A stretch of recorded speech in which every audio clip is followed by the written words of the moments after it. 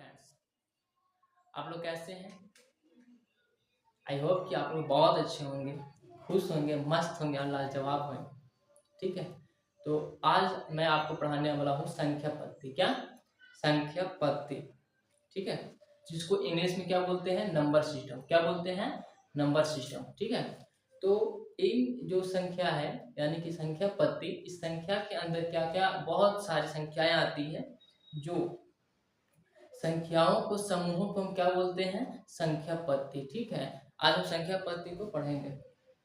बोल रहे संख्या पत्ती यानी कि नंबर सिस्टम। ठीक है, संख्याओं को लिखने और नामकरण को व्यवस्थित करने की प्रक्रिया को क्या बोलते हैं? संख्या पत्ती। यानी कि बोल रहा है संख्याओं को लिखने, जैसे में हम लिख देते हैं संख्या, जैसे में क्या है? जैसे 0 1 2 3 4, इसी तरह कहाँ तक जाती है? अनंत तक। कहाँ तक? अनंत। ठीक है, अनंत तक। ठीक है, तो संख्याओं को लिखने और नामकरण। नामकरण का मतलब क्या होता है?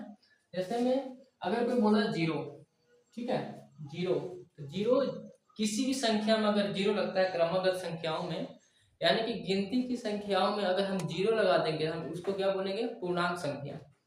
क्या बोलेंगे?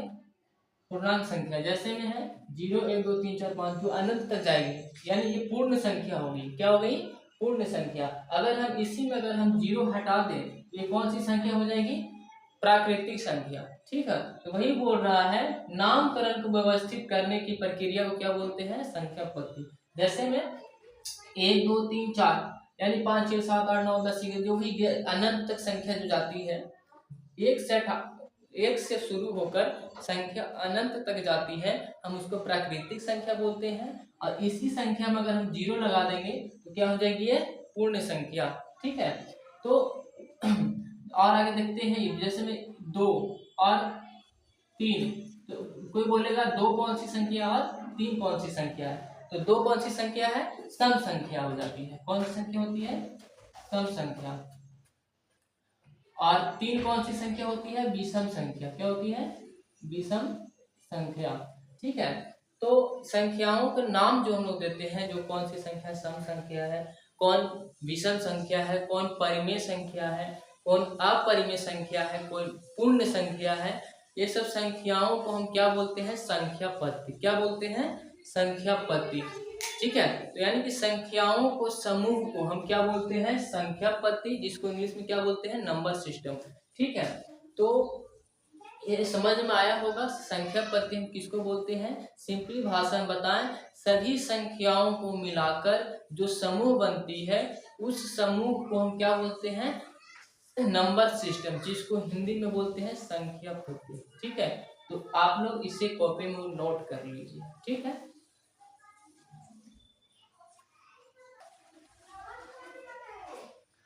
हो गया नोट? आप लोग कर लिए होंगे, तो मैं इसको अब मिटाता हूं।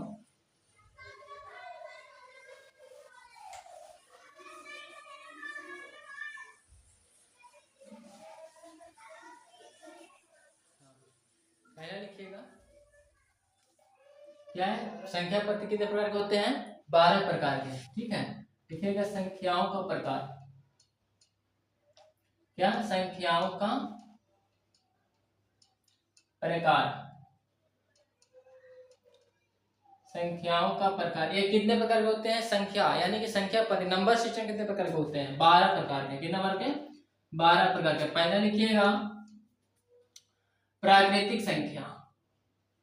प्राकृतिक संख्या। ठीक है, दूसरा लिखिएगा पूर्ण संख्या। क्या? पूर्ण संख्या। पूर्ण संख्या। तीसरा लिखिएगा पूर्णांक संख्या। पूर्णांक संख्या। तीसरा क्या है? पूर्णांक संख्या। चौथा लिखिएगा सम संख्या। सम संख्या। पांचवा लिखिएगा विषम संख्या। विषम संख्या। ठीक है, छठा लिखिएगा परिमेय संख्या। परिमेय संख्या। सातवां लिखिएगा अपरिमेय संख्या। अपरिमेय संख्या। परिमेय संख्या हो गया। 8वां लिखिएगा भाज्य संख्या, भाज्य संख्या। 9वां लिखिएगा अभाज्य संख्या, अभाज्य संख्या हो गया। 10वां लिखिएगा सह अभाज्य संख्या, सह अभाज्य संख्या, ठीक है। 11वां लिखिएगा वास्तविक संख्या, क्या होती है वास्तविक, वास्तविक संख्या, वास्तविक संख्या। 12वां लिखिएगा अवास्तविक संख्या, अवास्तविक संख्या, अवास्तविक संख्या, ठीक है। तो ये हो गया नंबर सिस्टम के प्रकार। कितने प्रकार के होते हैं 12 प्रकार का, ठीक है। कितने प्रकार की होती है 12 प्रकार का। प्राकृतिक संख्या, पूर्ण संख्या, पूर्णांक संख्या, सम संख्या, विषम संख्या, परिमेय संख्या, अपरिमेय संख्या, भाज्य संख्या, अभाज्य संख्या, सह-अभाज्य संख्या, वास्तविक संख्या और अवास्तविक संख्या, ठीक है। तो ये सब आप लोग उतार लीजिए। हाँ, तो आप लोग उतार लिए। तो अब मैं बताता हूँ प्राकृतिक संख्या किसको कहते हैं। प्राकृतिक संख्या वह संख्या होती है जो गिनती की संख्या को प्राकृतिक संख्या कहते हैं। गिनती की संख्या को क्या बोलते हैं प्राकृतिक संख्या बोलते हैं। जैसे में 1 2 3 ये स्टार्ट होती है 1 से, 1 2 3 4 5 अनंत तक, जो 1 से शुरू होकर और अनंत तक जाती है वो प्राकृतिक संख्या कहलाती है। पूर्ण संख्या, गिनती की संख्या में अगर हम जीरो को शामिल कर लें, गिनती की संख्या में अगर हम जीरो को शामिल कर लें वो पूर्ण संख्या कहलाती है। पूर्णांक संख्या, पूर्णांक संख्या वैसी संख्या है जो ऋणात्मक और धनात्मक और पूर्ण तीनों शामिल हो। ऋणात्मक संख्या, धनात्मक संख्या और पूर्ण संख्या। जैसे में अगर बोले पूर्ण संख्या बोलते हैं 1 0 1 2 3 4 यानी अनंत, और ऋणात्मक और धनात्मक, ऋणात्मक संख्या उसको बोलते हैं जो -1 -2 -3 अगर इन्हें माइनस में जाता हो, इन्हें प्लस में जो जाती है, बीच में जीरो से स्टार्ट होता है उसको हम पूर्ण संख्या बोलते हैं। और ऋणात्मक और धनात्मक दोनों संख्याएं मिलती है हम उसको पूर्णांक संख्या कहते हैं, ठीक है। सम संख्या क्या होती है वैसी संख्या जो किसी भी संख्या को 2 से पूर्ण विभाजित यानी कि पूरा भाग काट देती है, हम उसको सम संख्या कहते हैं। विषम संख्या, विषम संख्या वैसी संख्या जो 2 से भाग देने पर पूरा भाग नहीं कटती है, उसको हम विषम संख्या कहते हैं। परिमेय संख्या, परिमेय संख्या वैसी संख्या होता है जिसको हम p/q के रूप में लिखा जा सकता है। जैसे में p/q के रूप में क्या 1 2 3 4 5 6 ये सब क्या है p/q के रूप में लिखा जाता है, ठीक है। अगर हम इसमें बोल दे √5 ये परिमेय संख्या नहीं है, ये क्या है अपरिमेय संख्या, ठीक है। रूट के अगर लिख दे 6 तो ये भी क्या है अपरिमेय संख्या है। अगर हम बोले √4 क्या 4 तो हम इसको लिख सकते हैं 2 दूनी के 4 इसका बाहर निकालकर, तो ये परिमेय संख्या है, क्या है परिमेय संख्या, ठीक है। यानी कि जिसको हम रूट में अगर वर्ग निकाल सकते हैं या p/q के रूप में लिखा जा सकता है उसको हम परिमेय संख्या कहते हैं, और जिसको p/q के रूप में नहीं लिखा जा सकता उसको हम अपरिमेय संख्या कहते हैं। भाज्य संख्या वैसी संख्या जिसका जो 2 या 2 से अधिक गुणनखंड होती है, 2 या 2 से अधिक गुणनखंड होती है उसको भाज्य संख्या बोलते हैं। जैसे में अगर 12 का गुणनखंड निकाले तो 2 गुणे 2 गुणे 3 गुणे 1 यानी कि इसका 2 से अधिक गुणनखंड है ना, 1 2 3 4 4 गुणनखंड है, यानी कि ये भाज्य संख्या है। अगर हम बोले 14 का तो 14 का क्या है 2 से अधिक गुणनखंड होता है। कैसे क्या अगर 14 को निकाले तो क्या होगा 2 7 7 1 यानी कि 2 गुणे 7 गुणे 1 यानी 2 से अधिक गुणनखंड है, 1 2 3 इसमें है, यानी कि 7 भी क्या है भाज्य संख्या है। अभाज्य संख्या का मतलब क्या होता है वैसी संख्या जिसका केवल 2 ही गुणनखंड हो, केवल 2 ही गुणनखंड हो उसको हम अभाज्य संख्या बोलते हैं। जैसे में क्या है ये नहीं होगा 7 7 का 2 होता है, 7 एकम 7, यानी कि 7 बराबर होता है 7 गुणे 1, केवल 2 गुणनखंड। वैसी संख्या जिसका केवल 2 ही गुणनखंड हो उसको हम अभाज्य संख्या बोलते हैं। ठीक है, थोड़ा क्या है, सअभाज्य संख्या। सअभाज्य संख्या वैसी संख्या है जो 2 या 2 से अधिक, ठीक है, जो या 2 या 2 से अधिक उभयनिष्ठ। उभयनिष्ठ का मतलब क्या होता है, जैसे में हो गया 4 और 5, 2 या 2 है, 2 या 2 से अधिक भी हम मान सकते हैं। ठीक है, तो अगर हम इसको उभयनिष्ठ में निकाले तो 4/5, एक बार में 4, एक, फिर 4 को अंदर 4 बार में 4, यानी कि 2 या 2 के अधिक जो भी संख्या होती है उसका उभयनिष्ठ यानी कि एक ही मान आए, ठीक है, एक ही आए, उसको हम क्या बोलेंगे, सअभाज्य संख्या। ठीक है, वास्तविक संख्या क्या बोलते हैं, परिमेय और अपरिमेय संख्याओं को समूह को हम क्या बोलते हैं, वास्तविक संख्या। परिमेय और अपरिमेय संख्याओं के समूह को क्या बोलते हैं,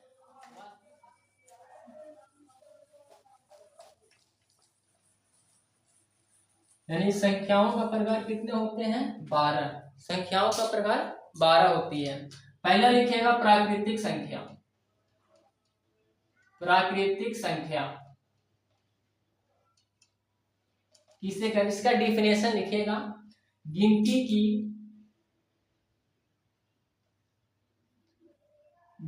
की सभी संख्याएं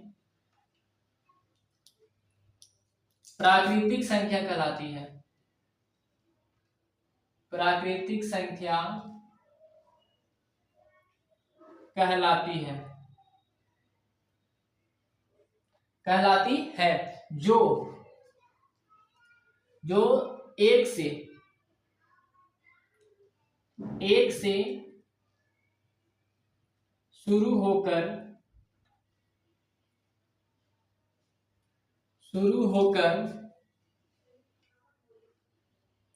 अनंत तक जाती है। ठीक है, जो अनंत तक जाती है। बोल रहा है गिनती की सभी संख्याएं, यानी कि जो एक से लेकर, गिनती की सभी संख्या क्या होती है, एक से शुरू होती है। ठीक है, तो गिनती की सभी संख्या क्या कहलाती है, प्राकृतिक संख्या। गिनती की सभी यानी कि एक से लेकर सभी जितना जाती है अनंत तक, ठीक है, तो प्राकृतिक संख्या कहलाती है। जैसे में अगर लिखना, जैसे में 1 2 3 4 5 6 7 8 9, यानी अनंत, क्या, अनंत, यानी कि एक से लेकर शुरू होती है और अनंत तक जाती है, वह संख्या क्या कहलाती है, प्राकृतिक संख्या। क्या कहलाती है, प्राकृतिक संख्या। अगर हम इसमें 0 शामिल कर देते हैं तो क्या ये प्राकृतिक संख्या है, नहीं, क्योंकि ये पूर्ण संख्या हो जाएगी। क्या हो जाएगी, पूर्ण संख्या। ठीक है, इसीलिए हम गिनती की संख्या को एक से ही लिखते हैं। ठीक है, तो एक से शुरू होकर और अनंत तक जाती है वह संख्या क्या कहलाती है, प्राकृतिक संख्या। ठीक है, तो आप लोग इसे नोट कर लीजिए। हाँ, तो आप लोग नोट कर लिए तो मैं इसे मिटाता हूँ, अब आगे बताऊंगा।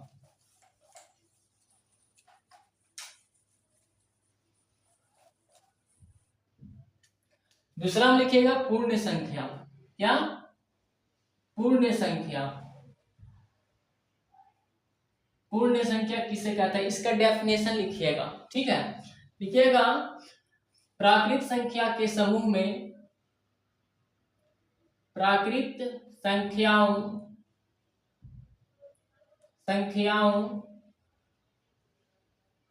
के समूह में अगर क्या है, अगर 0, ठीक है, जिसको शून्य बोलते हैं, क्या बोलते हैं, शून्य, 0 को भी शामिल, 0 को भी शामिल कर ले तो ऐसी सभी संख्या पूर्ण संख्या कहलाती है। पूर्ण संख्या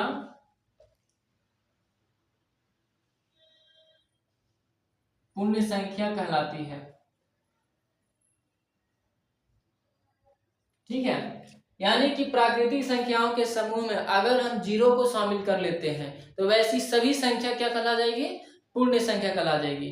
ठीक है, जैसे में अगर हम एग्जांपल दें, जैसे में प्राकृतिक संख्याओं के समूह, प्राकृतिक संख्याओं के समूह क्या होती है, जो एक से शुरू होती है, 1 2 3 4 5 6 7 8 9 10 11, यानी कि अनंत तक। कहां तक, अनंत। यानी ये क्या है, प्राकृतिक संख्याओं का समूह। ठीक है, समूह किसको बोलते हैं, जहां पर दो या दो से अधिक व्यक्ति बैठते हैं उसको हम क्या बोलते हैं, समूह।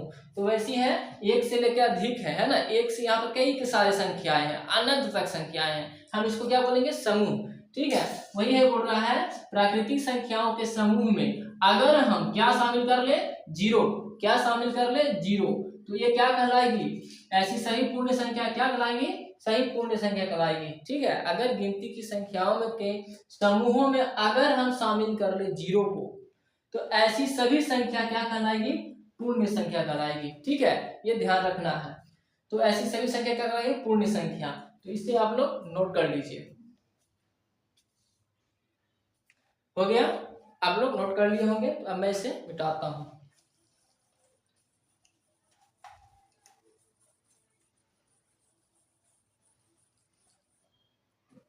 ठीक है, आगे लिखेगा पूर्णांक संख्या। क्या है, पूर्णांक संख्या। तीसरा लिखेगा पूर्णांक,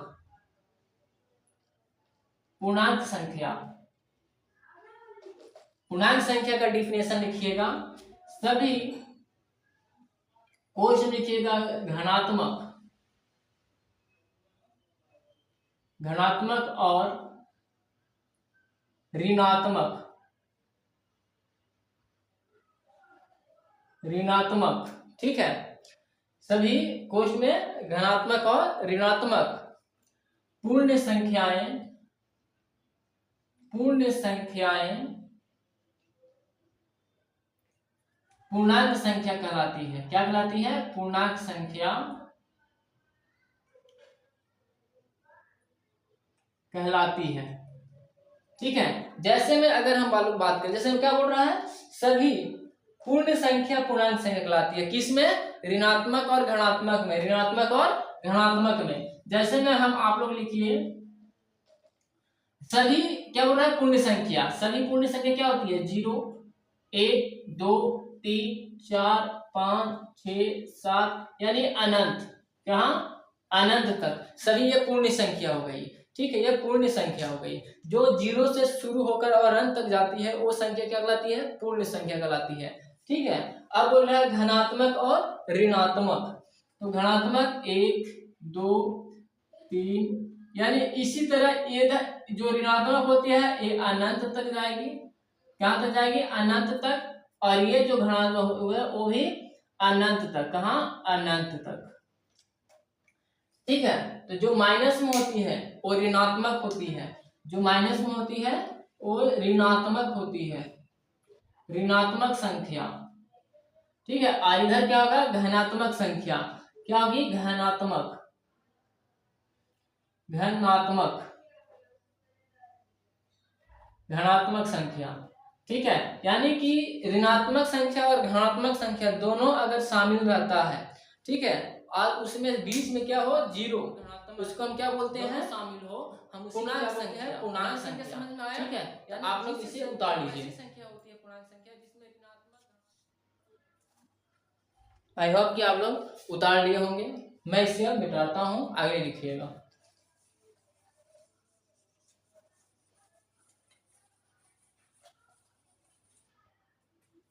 अगला क्या है, सम संख्या। चौथा में लिखेगा सम संख्या। ठीक है, सम संख्या। सम संख्या किसे कहते हैं, लिखिएगा, जिस भी संख्या का, जिस भी संख्या का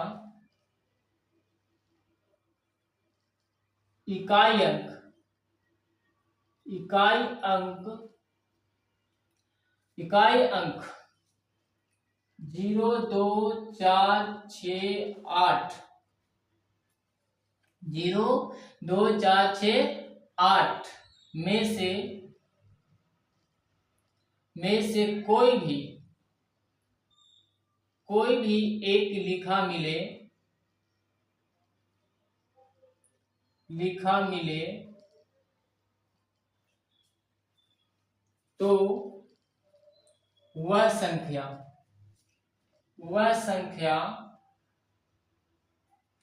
सम संख्या कहलाएगी।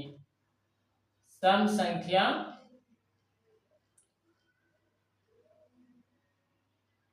कहलाती है। ठीक है, वह कौन सी संख्या कहलाती है? सम संख्या। यानी कि बोल रहा है वह संख्या क्या कहलाएगी? सम संख्या। जैसे में अगर हम लिखेगा जैसे 7390909678 2, ठीक है, 3460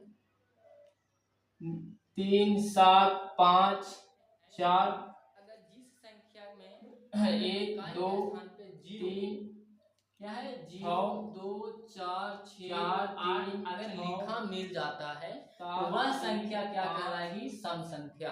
ठीक है, देखते हैं इकाई के स्थान पे इकाई, यानी इकाई जो है 0 है और 0 यहाँ पर भी, यानी कि 0 लिखा मिल गया तो यह संख्या क्या कहलाएगी? सम संख्या। क्या कहलाएगी? सम संख्या। ठीक है, तो अगर इसमें आते हैं तो इसमें भी इकाई के स्थान पे क्या है? 2, यानी कि जिस संख्या में इकाई के स्थान पे 0 2 4 6 मिल जाता है, यह भी संख्या सम संख्या है। इसमें भी 0 इकाई के स्थान पे है तो ये भी सम संख्या। इसमें 4 है तो 4 भी है इकाई के स्थान पे, यानी ये भी है सम संख्या। इसमें सम संख्या इकाई के स्थान पे कितना है? 6, तो यह भी है सम संख्या। इकाई के स्थान पे 6, यह भी सम संख्या। इकाई के स्थान पे 6, यह भी सम संख्या।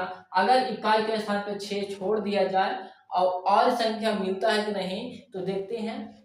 0 2 4 6 है, इसमें से 8 अगर इस संख्या में मिलता, ठीक है, तो ये सम संख्या होगा। तो अब देखते हैं कोई भी संख्या इकाई अंक पे है कि नहीं। इसमें से 6, यहाँ भी 6, तो यानी कि ये क्या है? सम संख्या। क्या है? सम संख्या। ठीक है, ये क्या है? सम संख्या। और कोई संख्या लिखकर देखते हैं 7 6 5। अब देखिए इसके इकाई अंक पे ये संख्या है, ठीक है, इसके इकाई अंक पे अगर इसमें से कोई भी संख्या मिल जाए तो ये सम संख्या होगी, अन्यथा ये विषम संख्या हो जाएगी। ठीक है, तो इकाई अंक इधर है। ठीक है, जब भी हम इकाई अंक शुरू करते हैं तो दाहिने तरफ से शुरू करते हैं। ठीक है, हमारा हाथ दाहिने तरफ रहेगा उधर से, यानी कि राइट हैंड से। जिधर जिधर राइट हैंड है अगर वो साइड से हम शुरू करेंगे तो क्या होगी? इकाई। तो हमारा राइट हैंड इधर है, इधर से इकाई, दहाई सैकड़ा। हमें बोल रहा है से इकाई अंक 2 4 क्या 0 2 4 6 8 में से कोई भी लिखा मिल जाता है तो वो सम संख्या कहलाएगी। तो इकाई अंक जो है 5 है, इसमें कहीं पर 5 दिख रहा है? नहीं, तो नहीं है तो ये क्या है? विषम संख्या। ये क्या है? विषम संख्या है। क्या है? विषम संख्या। ठीक है, अगर इसमें से कोई भी संख्या अगर हमें इकाई की जगह पर मिलता तो ये सम संख्या होती, और नहीं मिला तो क्या होगा? ये विषम संख्या। ठीक है, आप लोग को समझ में आ गया होगा ये सम संख्या क्या होती है, तो आप लोग इसे नोट कर लीजिए। आई होप को आप लोग समझ गए होंगे। तो अब इसे मैं मिटाता हूं।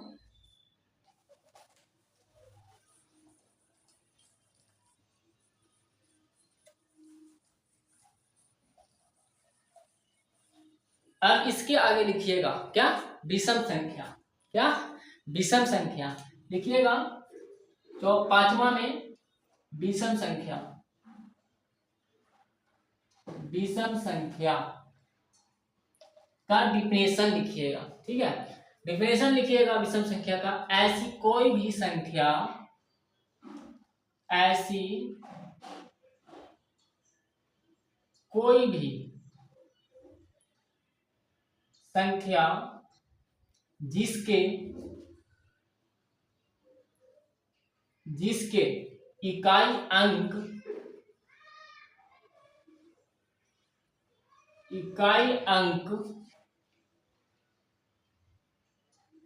जिसके इकाई अंक में 0, 2, 4, 6, 8 लिखा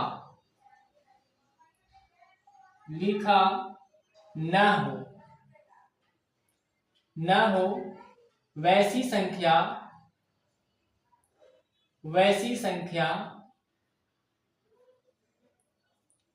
विषम संख्या कहलाती है। विषम संख्या कहलाती है। ठीक है, क्या बोल रहा है? वैसी संख्या हो जिसके इकाई अंक में 0, 2, 4, 6, 8 लिखा ना मिले। पहले क्या हम लोग पढ़े? लिखा मिले वो सम संख्या हो जाएगी। अब हम लोग पढ़ रहे हैं लिखा ना मिले। ठीक है, वैसी संख्या जिसकी इकाई अंक में 0, 2, 4, 6, 8 लिखा ना मिले। ठीक है, ना मिले वैसी संख्या क्या कहलाएगी? विषम संख्या। जैसे में लिखिएगा, जैसे में वैसी संख्या हम क्या कहेंगे? 7, 5, 3। ठीक है, 2, 4, 6, 3 या 7, कुछ भी लिख सकते हैं, अपने मन के ऊपर है। ठीक है, 8, 9, 4, 5। ठीक है, 3, 2, 4 क्या हो जाएगा? 9, 3, 4, 5, 6, 7, 3, 9, 3, 1, 5, 6, 7। ये सब सभी संख्या क्या है? विषम संख्या। कैसे? देखिए आप लोग, ये 0, 2, 4, 6, 8 कोई भी संख्या में मिलेगा इकाई के स्थान पे? नहीं। इकाई के स्थान पे 3 कहीं है? बिल्कुल नहीं। 7 इकाई के स्थान पे 7 क्या इसमें से है कोई? नहीं है। 5 इसमें है कहीं संख्या? नहीं है। क्या है? 9 इसमें है कहीं संख्या? ना। तो इसमें इसीलिए बोल रहा है ऐसी कोई भी संख्या जिसके इकाई अंक पे 0, 2, 4, 6 लिखा, क्या बोला? लिखा ना हो, नहीं मिलना चाहिए हमें, तभी हमें ये विषम संख्या होगी। अगर लिखा मिल जाएगा तो हम उसे क्या बोलेंगे? सम संख्या। ठीक है, तो वैसी संख्या, इसमें से कोई भी संख्या नहीं है जिसमें हम 2, 4, 6, 8 लिखा देख पाए। इसमें भी देखो, इसमें इकाई अंक है 2, 4, 6, 8 नहीं है। इसमें भी है? नहीं है। इसमें भी नहीं है। इसमें भी नहीं है। तो ये सभी संख्या क्या है? विषम संख्या है। ठीक है, अगर हम बोले इसमें से लिख दिए क्वेश्चन में, अगर मान लो 6, 7, 3 है, तो इसमें से हम 3 को हटाकर अगर हम इसी में से कोई भी संख्या लिख देते हैं तो ये संख्या क्या हो गया? सम संख्या हो जाएगी। क्या हो गया? सम संख्या। ठीक है, ये ध्यान रखना है। ठीक, आई होप कि आप लोग समझ होंगे, तो इसे आप लोग नोट कर लीजिए। हो गया? तो आप लोग इसे नोट कर लिए, तो अब मैं इसे मिटाता हूं।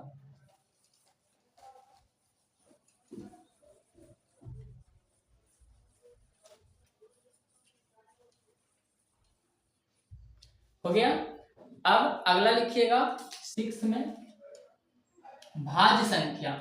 क्या? भाज्य संख्या। इसका डेफिनेशन क्या होगा? देखिएगा, भाज्य संख्या का वे संख्याएं जो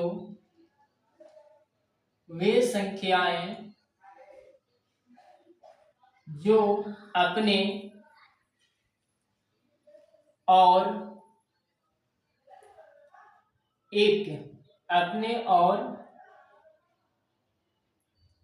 एक के अलावा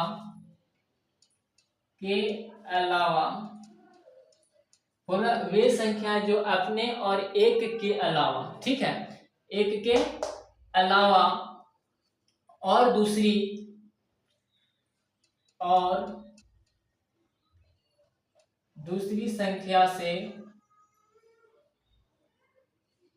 संख्या से कट जाए, पूरा देखिए ना, दूसरी संख्या से पूरा विभाजित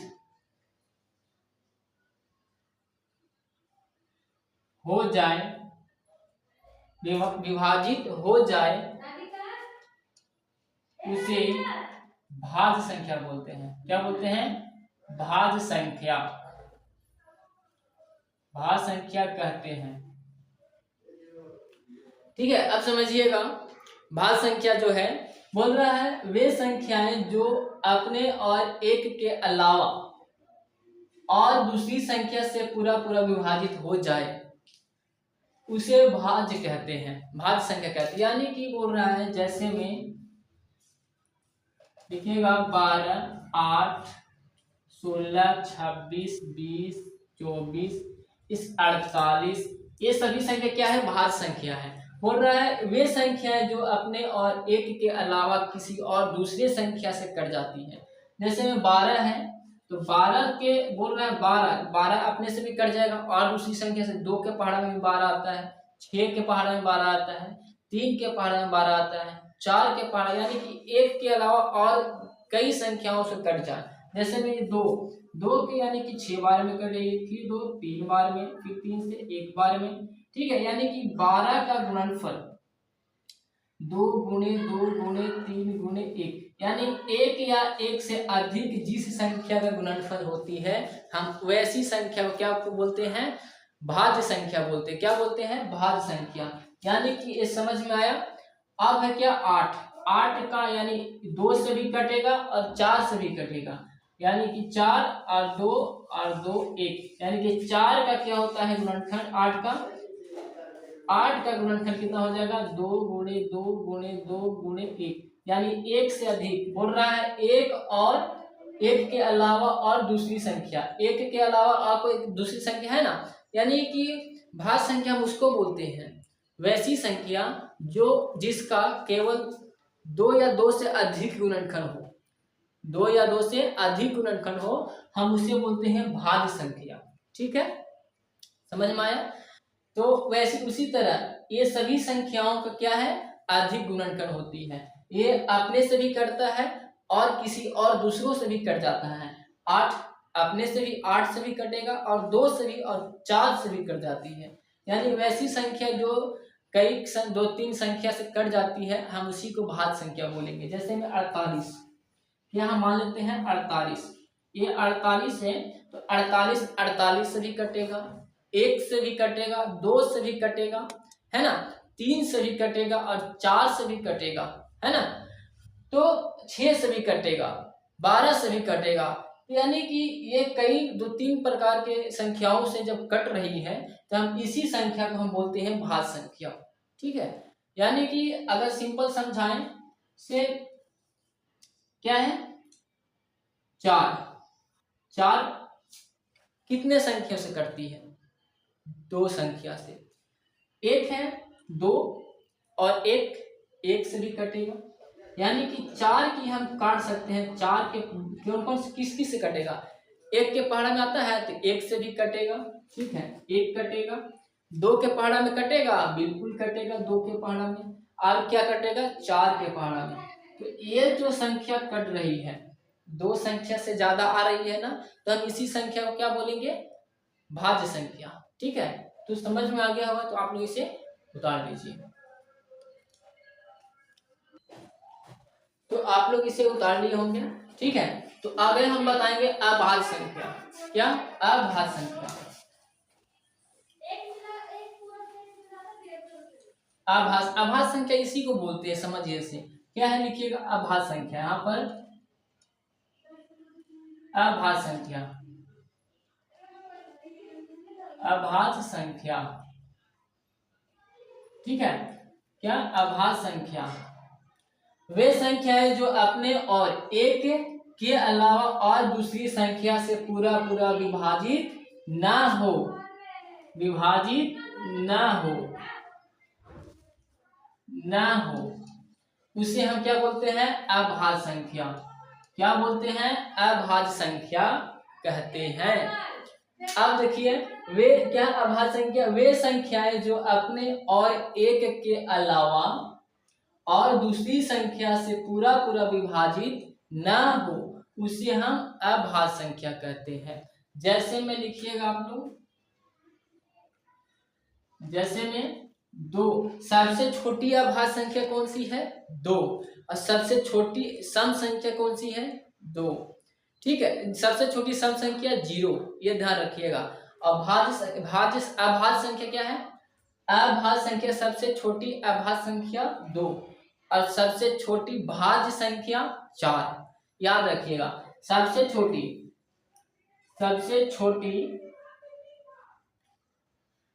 भाज्य संख्या क्या? भाज्य संख्या क्या होगी? भाज्य संख्या क्या होगी? 4। सबसे छोटी भाज्य संख्या 4 कहलाती है और सबसे छोटी अभाज्य क्या? अभाज्य संख्या क्या होगा? 2। सबसे छोटी अभाज्य संख्या 2 और सबसे छोटी भाज्य संख्या 4। ये ध्यान रखिएगा, बहुत याद। आगे क्या है? 2, 3, 5, 7 क्या? 7, 9 और क्या होगी इसका? 11, 13, 17, 19। ये सब क्या है? अभाज्य संख्या है। क्या है? अभाज्य संख्या। शायद ये 9 न होनी चाहिए। ये सभी क्या है? अभाज्य संख्या। ठीक है, ध्यान रखिएगा। बोल रहा है वैसी संख्या जो अपने और एक के अलावा और दूसरी संख्या से पूरा पूरा विभाजित ना हो। जैसे में 2 का गुणनखंड क्या होता है? 2 गुना 1, यानी एक तो खुद है और एक है। बोल रहा है ना अपने और एक, अपने और एक। तो ये तो अपने हैं, क्या है? अपने। और क्या बोल रहा है? एक। तो एक तो दिया हुआ है कि अलावा किसी दूसरे संख्या से, और क्या है? अलावा दूसरी संख्या से पूरा पूरा विभाजित ना हो। और कोई संख्या से 2 कटेगा? नहीं कटेगी। तो हम इसी को क्या बोलते हैं? अभाज्य संख्या। ठीक है, अगर हम बोलते हैं 19, क्या है? 19। 19 का क्या गुणनखंड होता है? 19 गुणे 1। अब देखिए इसमें अपने और एक, इसमें तो खुद ये है, ये क्या है? खुद है। ठीक है, और एक क्या है? एक। इसमें से दोनों में से और इन दोनों को छोड़कर और किसी संख्या से 19 कटेगी? बिल्कुल नहीं। तो ऐसी संख्या क्या कहलाती है? अभाज्य संख्या। जैसे में हम बताएं आपको 49, 49 कौन कौन सी संख्या से कटेगी ये ध्यान रखिएगा। तो पहला 1, फिर 49 और फिर 7। ये 3 संख्या से कट रही है। ये खुद है, एक है। ये दोनों संख्याओं से और किसी दूसरे संख्या से ये कट रही है। तो ये सम संख्या है। क्या है? ये भाज्य संख्या है। कौन सी है? ये भाज्य संख्या, अभाज्य संख्या नहीं है। ठीक है, ये कौन सी संख्या है? भाज्य संख्या। क्या है? भाज्य संख्या। ठीक है, अगर हम बोले 49, ये हो गया 47। 47 का गुणनखंड निकालते हैं तो 47 गुणे 1। अब देखिए खुद है, ये वाली संख्या तो खुद है और एक तो बोल ही रहा है एक के अलावा किसी भी संख्या से न कटे। तो ये कैसी संख्या है? भाज्य संख्या। ये कैसी संख्या है? अभाज्य संख्या, अभाज्य संख्या। ठीक है, अभाज्य संख्या, ये ध्यान रखिएगा। ठीक है, ऐसी संख्या अगर कभी भी मिले से अगर अपने से कट रहा है और दूसरे एक के अलावा और कोई संख्या से कट ही नहीं रहा है तो वैसी संख्या किस में आएगी? अभाज्य संख्या में। और एक के अलावा और 2-3 संख्याओं से कट रही है तो वैसी संख्या भाज्य संख्या कहलाएगी। ठीक है, तो आई होप आप लोग समझ में, अगर इसे आप लोग बना लीजिए, नोट कर लीजिए। मैं अब इसे डालता हूँ। अभाज्य संख्या,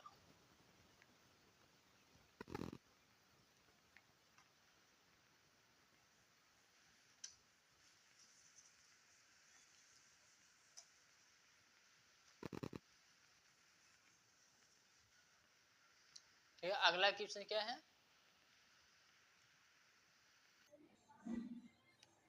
हाँ, आगे क्या है? सहअभाज्य संख्या। भाज्य संख्या हो गया, अभाज्य संख्या हो गया और अब हो गया सहअभाज्य संख्या। लिखेगा सह अभाज्य संख्या, सहअभाज्य संख्या किसे कहते हैं? ठीक है, सहअभाज्य संख्या किसे कहते हैं? लिखिएगा 2 या 2 से 2 या 2 से 2 या 2 से अधिक 2 या 2 से अधिक संख्याओं के बीच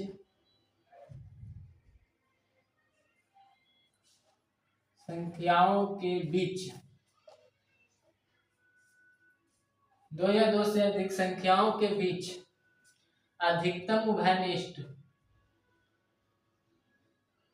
अधिकतम उभयनिष्ठ एक हो, क्या हो, एक हो तो वैसी संख्या हो, तो वैसी संख्या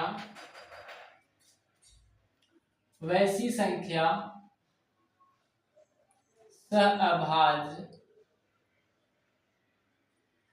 अभाज्य संख्या कहलाती है।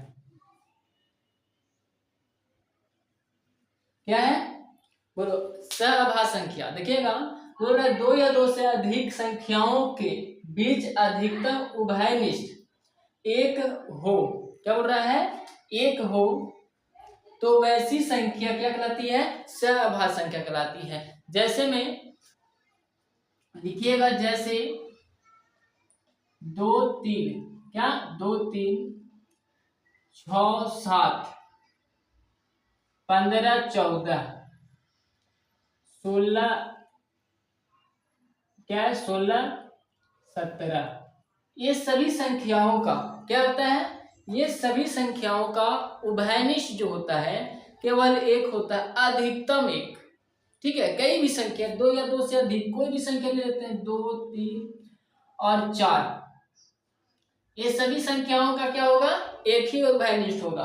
अगर हम बात, जैसे मैं अगर बात किया जाए दो, उभयनिष्ठ कैसे निकालते हैं हम लोग, कैसे, इन सभी संख्याओं में हम क्या करेंगे, भाग करेंगे, क्या करेंगे, भाग। अब देखिए, हम 2 को 4 से में भाग देंगे तो 2 बार में कट जाएगी, कितना बचा, 2। ये तो ये वाली संख्या को हम नहीं लेते हैं, कौन सी संख्या लेते हैं, ये वाली संख्या को लेते हैं। ठीक है, तो ये 2 बचा, अब क्या है 2 और यहाँ 3 बचा, तो हम 3 को लेंगे, 3 में भाग देंगे तो क्या होगा, एक बार में 2, कितना बचा, 1। और इस वाले को, इसको नहीं, इस वाले को हम लेकर यहाँ उतारेंगे। ठीक है, 2, कितना बन जाएगी, 2 बार में 2 कट गया, तो हमें उभयनिष्ठ कितना प्राप्त हुआ, 1। उभयनिष्ठ कितना प्राप्त हुआ, 1।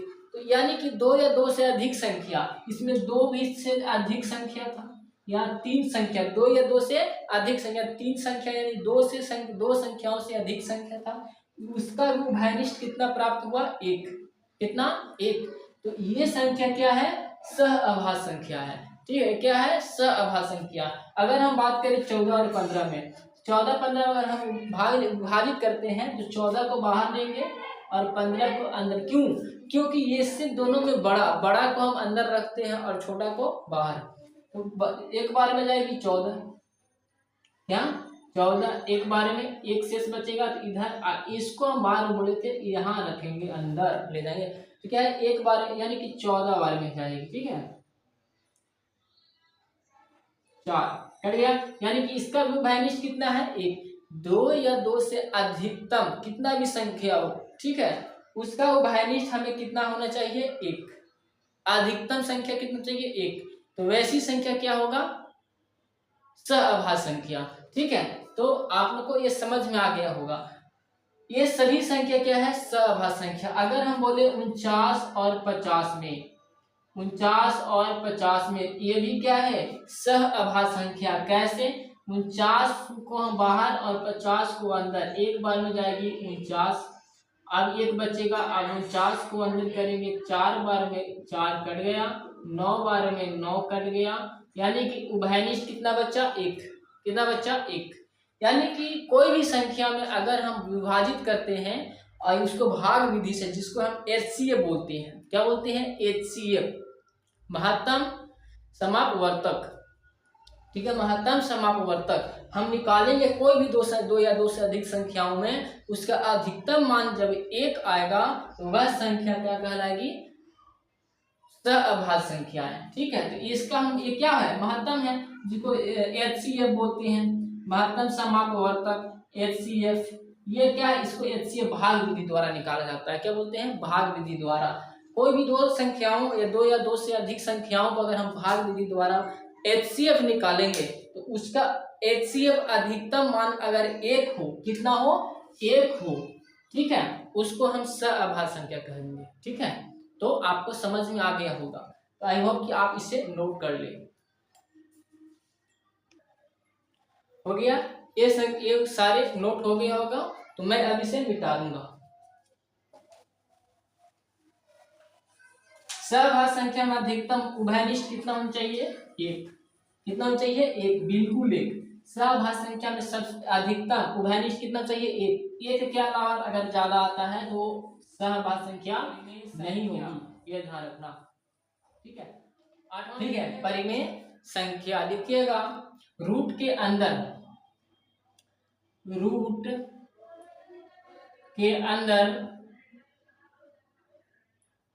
अंदर आने वाली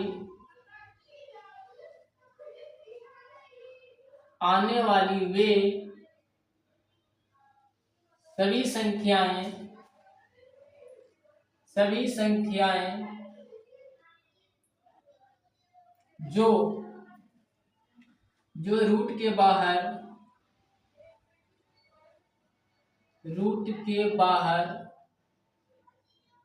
नहीं जा सके, रूट के बाहर नहीं आ सकती, ऐसी सभी संख्याओं को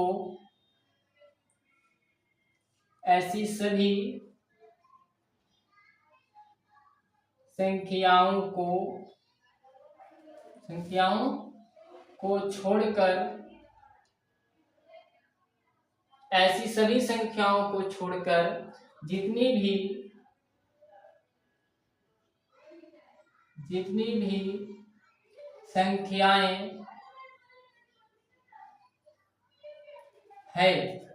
संख्याएं बचती है,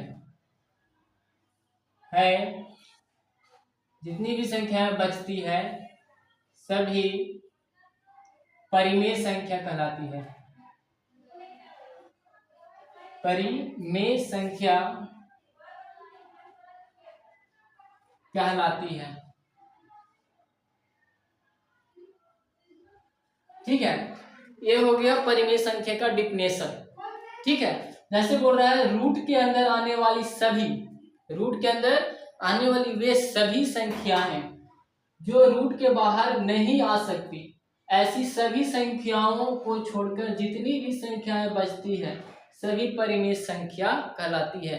यानी कि वैसी संख्या जो इसको हम रूट के अंदर लिख दिए और रूट के बाहर न आ सकती है। ठीक है, रूट के बाहर नहीं आ सकती, वे सभी संख्याओं को छोड़कर, क्या बोल रहा है? छोड़कर, वह सभी संख्याओं को छोड़कर परिमेय संख्या कहलाती है। जैसे में हम लिखेंगे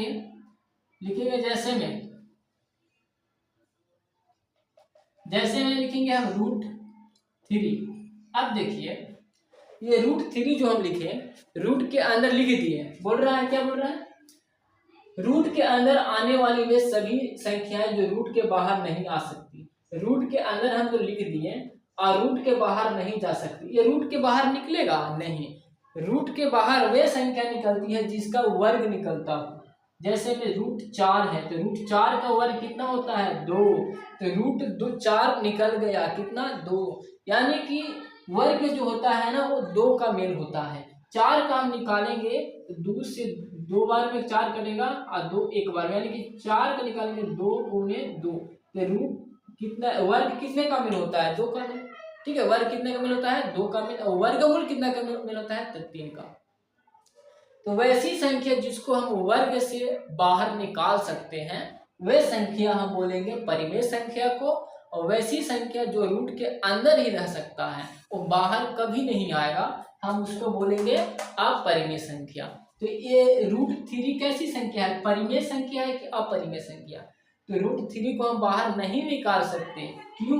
क्योंकि 3 का जो है ना गुणनखंड केवल 2 ही होता है, 3 और 1, तो 3 को कभी नहीं निकल सकता।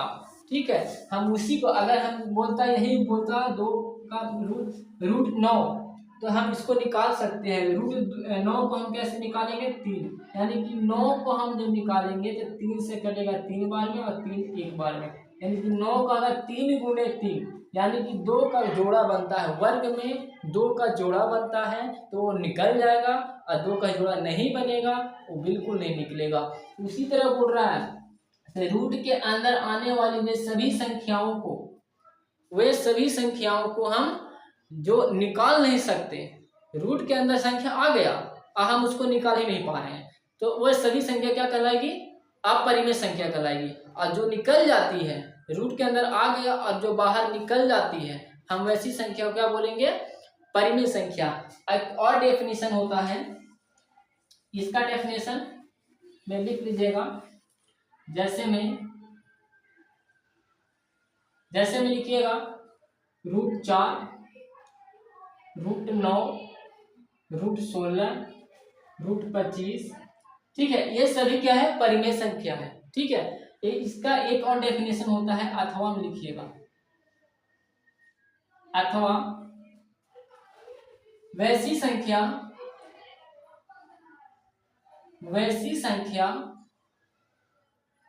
जिसको P बट्टा Q के रूप में लिखा जा सकता है।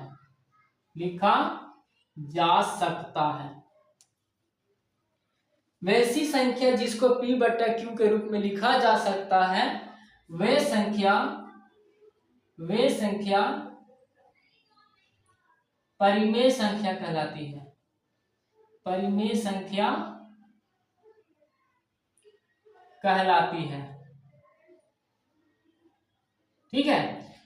वैसी संख्या हम जिसको P बट्टा Q के रूप में लिखते हैं उसको हम क्या बोलेंगे? परिमेय संख्या। हम अभी इसमें लिखे क्या? √4, तो √4 को हम वर्ग निकालेंगे तो केवल 2 आता है। √4 को हम वर्ग निकालेंगे तो केवल 2 आएगा, तो 2 को हम P बट्टा Q के रूप में लिख सकते हैं। कोई भी प्राकृतिक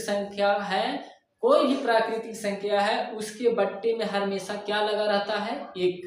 क्या रहता है? 1 हम लगा सकते हैं। जैसे में 4 है, रूट क्या है? 4 था, तो √4 को हम वर्ग निकाले तो कितना आया? 2। वर्ग कैसे निकालते हैं? तो 4 को गुणनखंड कर देंगे 2 से 2 बार में, 2 से 1 बार में, यानी कि 4 का गुणनखंड 2 गुणे 2, यानी कि जिस संख्या में जिसका गुणनखंड अगर जोड़ा बनता है तो वे उसका वर्ग निकलेगा, ठीक है। तो इसमें जोड़ा बन गया तो इसका वर्ग, यानी कि 4 का वर्ग कितना होगा? 2। तो 2 जो है प्राकृतिक संख्या है, और इस प्राकृतिक संख्या के बट्टे में हम 1 लिख सकते हैं, तो P बट्टा Q हो गया, P बराबर हो गया 2 और Q बराबर हो गया 1। तो P जिस संख्या को हम P बट्टा Q के रूप में लिख सकते हैं, वे संख्या हमें परिमेय संख्या कहलाती है, ठीक है। ये संख्या समझ में हो गया। वैसी संख्या जिसको P बट्टा Q के रूप में लिखा जा सकता। आप जैसे में √25 को P बट्टा Q में लिख सकते हैं, बिल्कुल लिख सकते हैं। 25 को हम रूट से निकालेंगे, 25 को हम रूट से निकालने के लिए क्या करने पड़ता है? गुणनखंड करने पड़ता है। तो 25 को हम गुणनखंड निकाल देंगे, ये 5 से कटेगा 5 बार में, ये भी 5 से कटेगा 1 बार, यानी कि 25 का गुणनखंड क्या होगा? 5 गुणे 5, ठीक है। तो 25 का जोड़ा बन गया ना 2, तो 1 और 1 2, 25 का जोड़ा, यानी कि 25 का क्या है? इस 25 का वर्ग कितना होगा? 5। क्या होगा? 5, ठीक है। तो 5 को हम P बट्टा Q के रूप में लिख सकते हैं। तो वैसी संख्या जिसको हम P बट्टा Q के रूप में लिख सकते हैं, वह संख्या परिमेय संख्या कहलाएगी, और जिसको हम नहीं लिख सकते हैं वह संख्या अपरिमेय संख्या कहलाएगी, ठीक है। तो आई होप कि आपको समझ में आ गया होगा, आप लोग इसे नोट कर लीजिए। हाँ, आप लोग नोट कर लिए होंगे, ठीक है। इसका एग्जाम्पल और लिख लीजिएगा। एग्जाम्पल लिखिएगा, जैसे में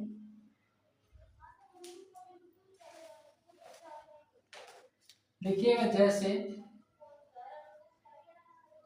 2.7 54/59,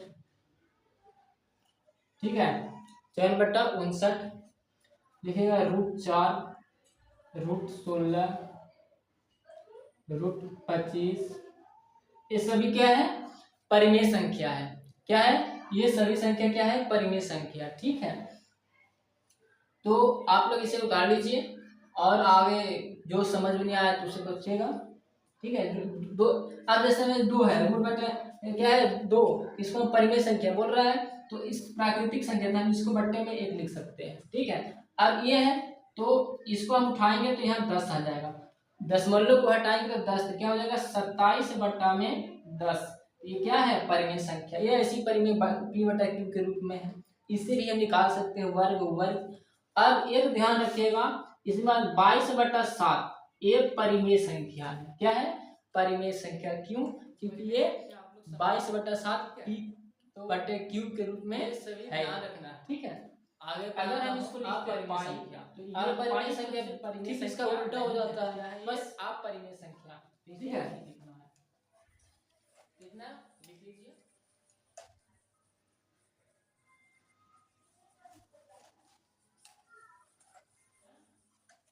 अपरिमेय संख्या, अगला देखिएगा अपरिमेय संख्या। अपरिमेय संख्या का डेफिनेशन लिखिएगा, से रूट के अंदर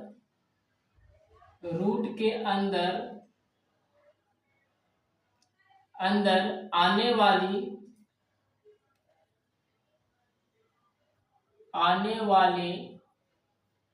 वे सभी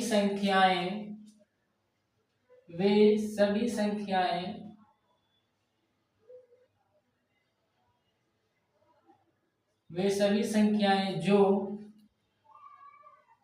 रूट के बाहर नहीं आ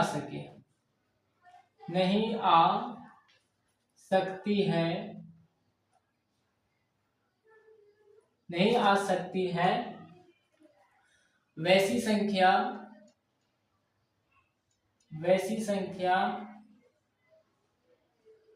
अपरिमेय संख्या कहलाती है। अपरिमेय संख्या कहलाती है, ठीक है। जो रूट के अंदर आ गया, अब रूट के बाहर नहीं जा सकता, वे संख्या क्या कहलाएगी, अपरिमेय संख्या कहलाएगी, ठीक है। अगर इसको हम एक और परिभाषा बोलते हैं, लिखते हैं, लिखना इसके में आर है, लिखना से ऐसी संख्याएं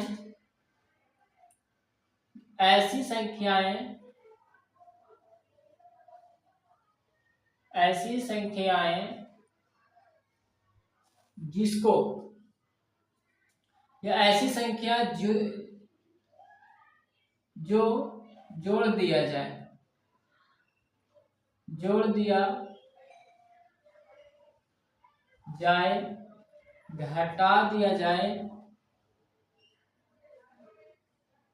घटा दिया जाए, गुणा कर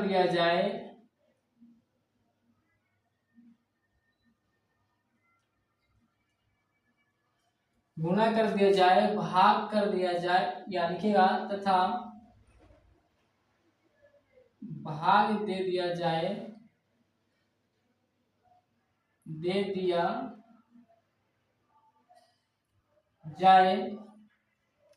तो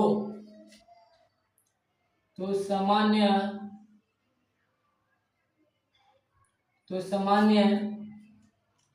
अपरिमेय संख्या ही रहती है।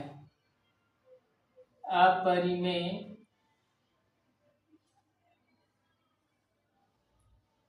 संख्या ही रहती है,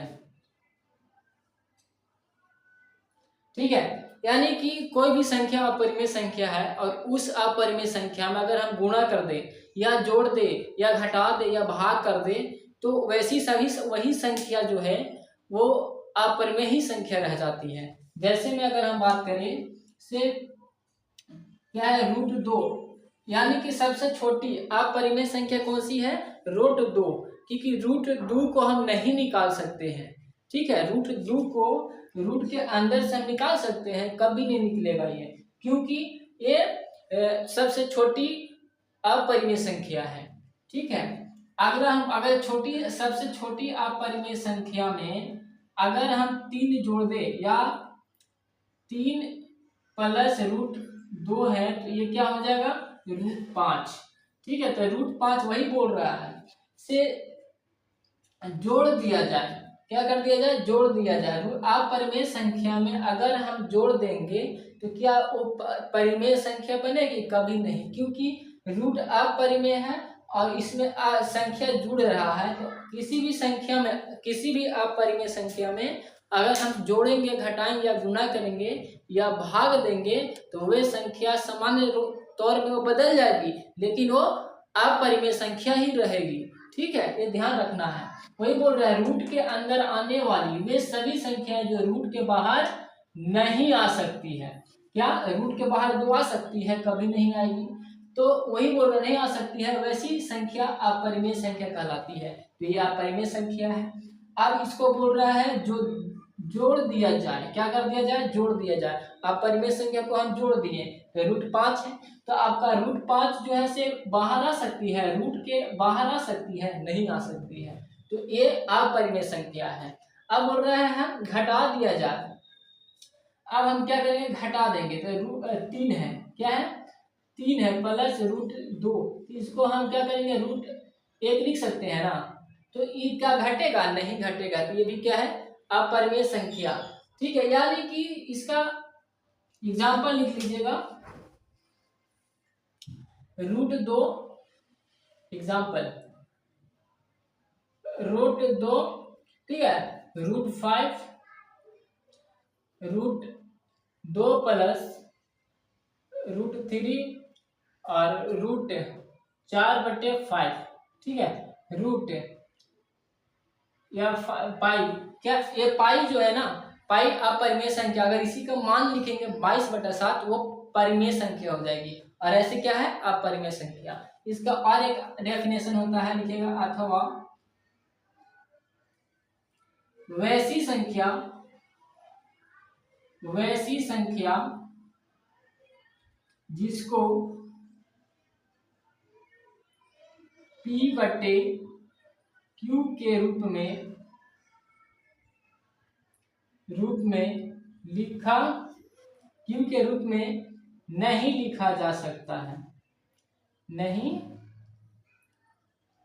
लिखा जा सकता, नहीं लिखा जा सकता है, वे सभी संख्या अपरिमेय संख्या कहलाती है।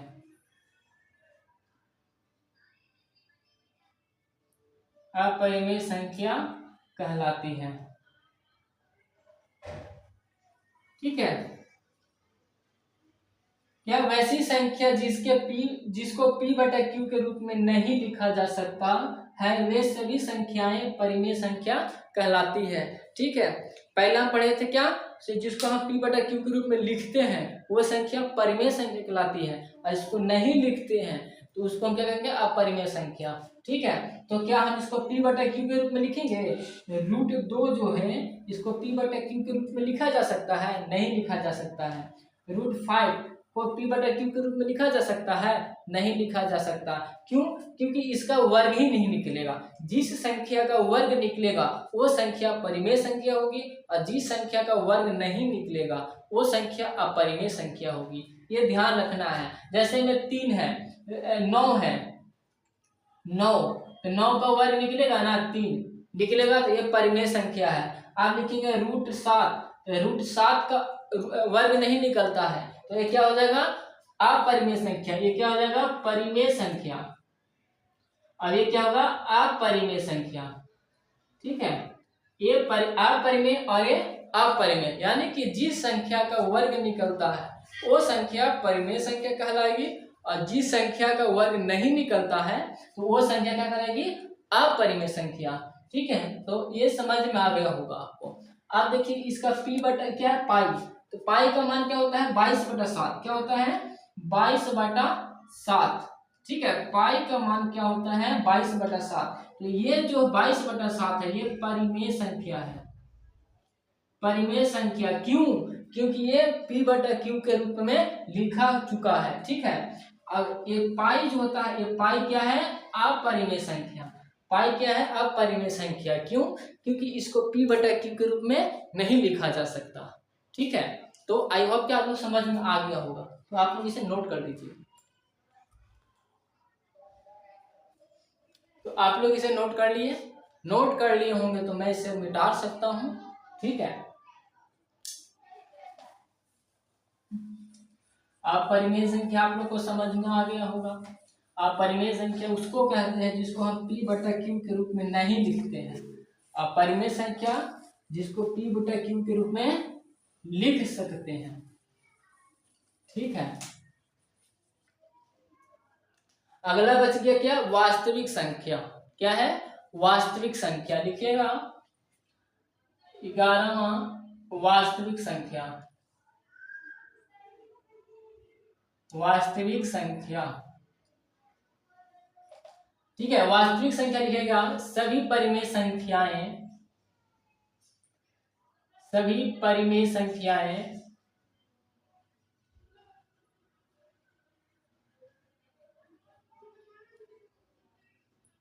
सभी परिमेय संख्याएं और सभी परिमेय संख्याएं और अपरिमेय संख्याएं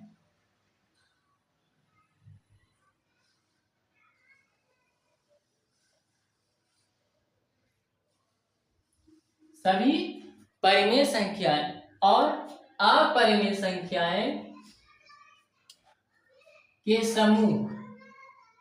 समूह को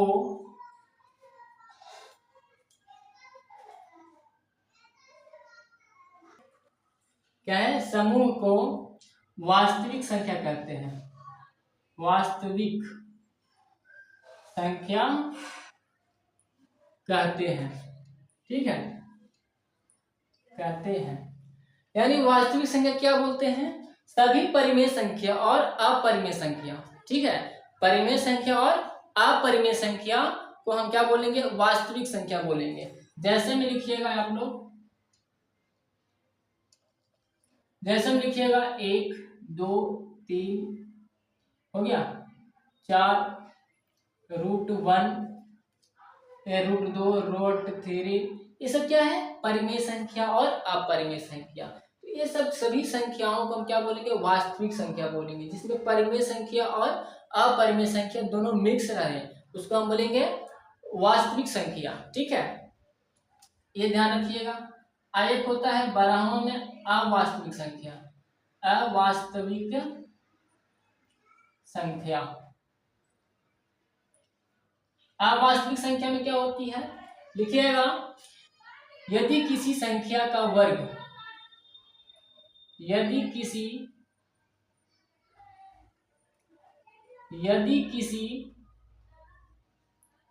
संख्या का वर्ग, यदि किसी संख्या का वर्ग ऋणात्मक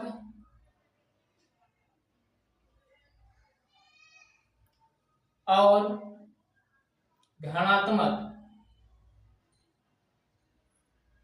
ऋणात्मक और धनात्मक हो तो ऐसी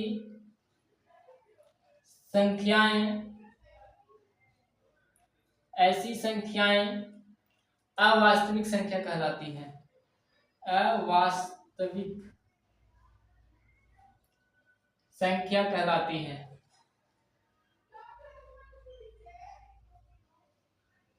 ठीक है, ऐसी सभी संख्या क्या कहलाती है, अवास्तविक संख्या। वास्तविक संख्या क्या है, जो परिमेय संख्या और अपरिमेय संख्या के समूहों को हम बोलते हैं वास्तविक संख्या।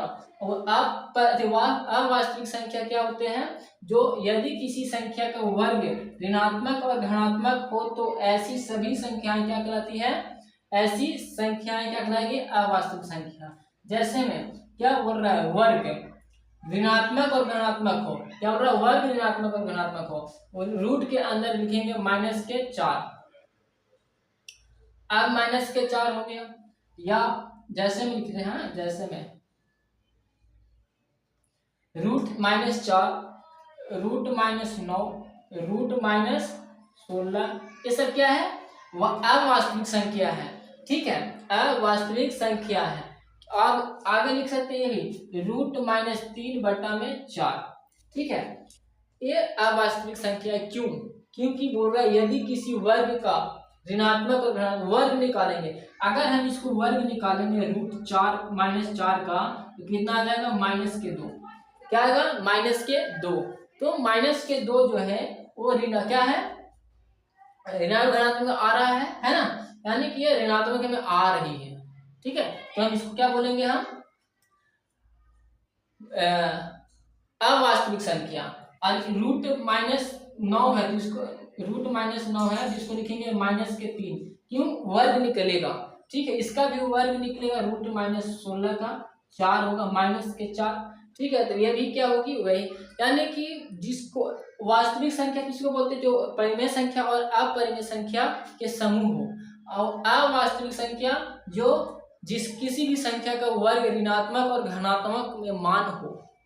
ऋणात्मक और धनात्मक में जो संख्या रहेगी वो वर्ग में जो रहेगी वो संख्या अवास्तविक संख्या कहलाएगी, और जो संख्या परिमेय और अपरिमेय संख्या के समूह में से हो उसको हम बोलेंगे वास्तविक संख्या, ठीक है। तो आई होप कि आपको समझ में आया होगा, तो आप इसे नोट कर लीजिए।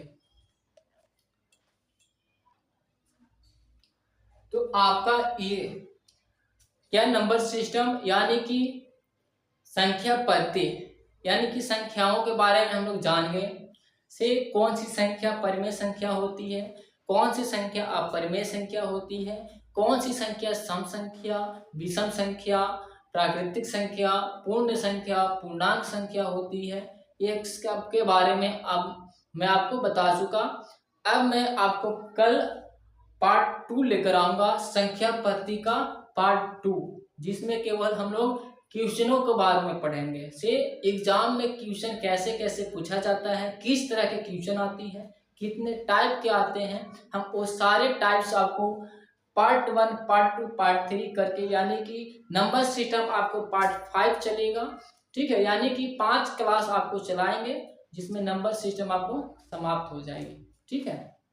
और कोई भी एग्जाम में, ठीक है, कोई भी, जैसे में आरपीएफ है तो आरपीएफ के एग्जाम में भी नंबर सिस्टम से क्वेश्चन आते हैं, ठीक है। एसएससी जीडी के एग्जाम में भी नंबर सिस्टम से क्वेश्चन आते हैं। हर एक एग्जाम में 2 या 3 क्वेश्चन हर एक एग्जाम में हर एक शिफ्ट में पूछी जाती है, किससे? नंबर सिस्टम से, ठीक है। तो नंबर सिस्टम बढ़िया से पढ़ना है ताकि हमें एग्जाम में 2 या 3 क्वेश्चन ना छूटे, ठीक है। यानी कि एक क्वेश्चन अगर आपको 2 नंबर की आती है तो 2 क्वेश्चन 4 नंबर का, और 4 क्वेश्चन एग्जाम में बहुत मायने होती है।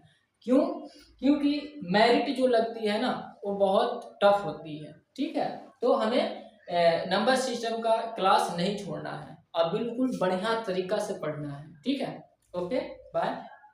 और हमारे YouTube channel RK army study circle पे हर दिन नंबर सिस्टम का क्वेश्चन आएगा, ठीक है। तो आप लोग उसे पढ़ना है, ठीक है। 5 क्लास होगी, ठीक है। तो आप लोग से पढ़ना है, लाइक भी करना, शेयर भी करना, सब्सक्राइब भी करना है, ताकि आप लोग तक हमारा मैं आपको बताने वाला हूँ। ये तो हो गया, आई होप के समझ में होंगे। इसको मैं मिटा दूँ, ठीक है।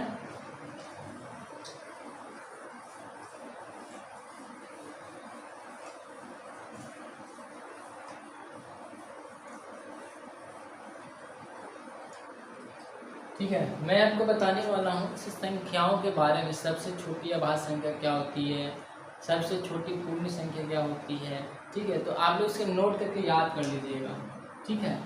पहला में लिखिएगा से परिमेय प्लस परिमेय अपरिमेय या परिमेय प्लस परिमेय बराबर क्या होती है। तो आप लिखेंगे क्या? परिमेय, ठीक है। यानी कोई पूछेगा परिमेय प्लस परिमेय बराबर क्या होती है, तो क्या होगा? परिमेय। उसी प्रकार लिखिएगा अपरिमेय प्लस अपरिमेय, दूसरा में अपरिमेय प्लस अपरिमेय बराबर क्या होगी? अपरिमेय प्लस अपरिमेय क्या होगी? इसमें दोनों होगी, तो लिखिएगा परिमेय, परिमेय या अपरिमेय, ठीक है,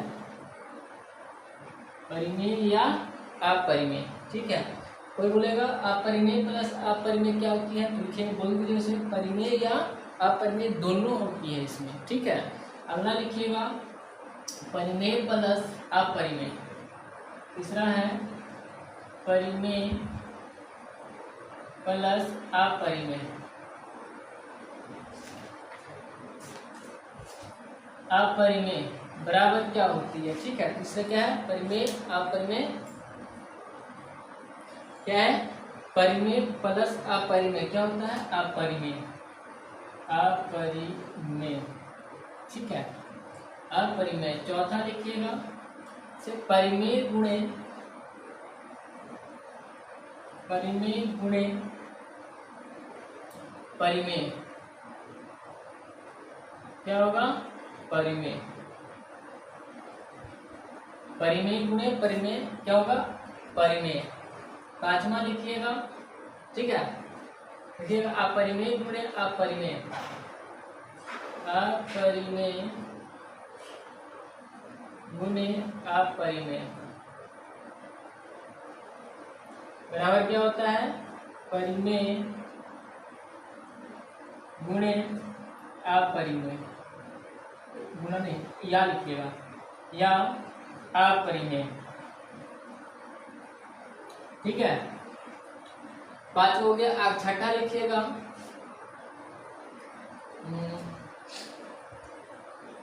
परिमेय, परिमेय गुणे अपरिमेय, अपरिमेय इसकी होता है परिमेय या अपरिमेय, ठीक है। इसे ऐसे नोट करके याद कर लेना है। से परिमेय गुणे अपरिमेय बराबर क्या होता है, तो परिमेय या अपरिमेय इसमें दोनों होती है, ठीक है। अगला क्वेश्चन लिखिएगा से सातवां में से, इसे पहले आप लोग नोट कर लीजिए, ठीक है, नोट कर लिए, ठीक है। अब इसे मैं बताता हूं।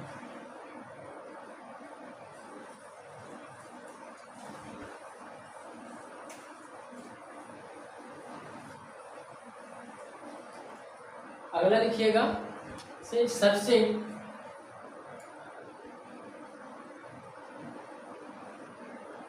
सबसे छोटी छोटी पूर्ण संख्या, पूर्ण संख्या क्या है। तो बोलेगा सबसे छोटी पूर्ण संख्या क्या है, तो सबसे छोटी पूर्ण संख्या क्या है, तो सबसे छोटी पूर्ण संख्या 0 क्या है 0। अगला दूसरा लिखिएगा सबसे छोटी प्राकृत संख्या, सबसे छोटी प्राकृत संख्या, सबसे छोटी प्राकृत संख्या क्या है 1, क्या है 1, ठीक है। तीसरा लिखिएगा सबसे छोटी भाज्य संख्या, सबसे छोटी भाज्य संख्या, भाज्य संख्या सबसे छोटी सा भाज्य संख्या क्या आती है 1। सबसे छोटी भाज्य संख्या क्या होगी 1 नहीं 4 होगा। सबसे छोटी भाज्य संख्या यानी कि जो भाज्य संख्या उसको बोलते हैं जिसका 1, 2 या 2 से अधिक गुणनखंड होती है, ठीक है। तो 2 या 2 से अधिक गुणनखंड 4 का होती है सबसे छोटी में, ठीक है। अगला लिखिएगा चौथा में से सबसे छोटी विषम भाज्य संख्या, सबसे छोटी विषम भाज्य संख्या, भाज्य संख्या सबसे छोटी विषम भाज्य संख्या क्या होती है, यानी कि हम इसको तो बोले थे 2 या 2 से अधिक गुणनफल होगा जिसका वो भाज्य संख्या होगी। तो सबसे छोटी भाज्य संख्या क्या होगी विषम में, तो वो 9 होगी, ठीक है, याद रखना। पांचवा पांचवा लिखिएगा सबसे छोटी अभाज्य संख्या, सबसे छोटी अभाज्य संख्या। सबसे छोटी अभाज्य संख्या क्या होगी? तो 2 होगी। सबसे छोटी अभाज्य संख्या जिसका केवल 2 ही गुणनखंड होती है, ठीक है। छठा लिखिएगा सबसे छोटी विषम अभाज्य संख्या, सबसे छोटी विषम अभाज्य संख्या।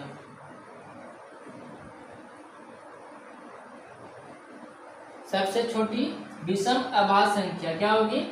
3। क्या होगी? 3। सबसे छोटी विषम अभाज्य संख्या क्या होगी? 3। ठीक है, ध्यान रखना है। और सातवां में लिखिएगा सबसे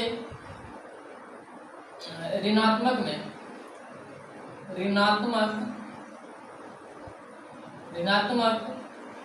में सबसे छोटी संख्या। क्या?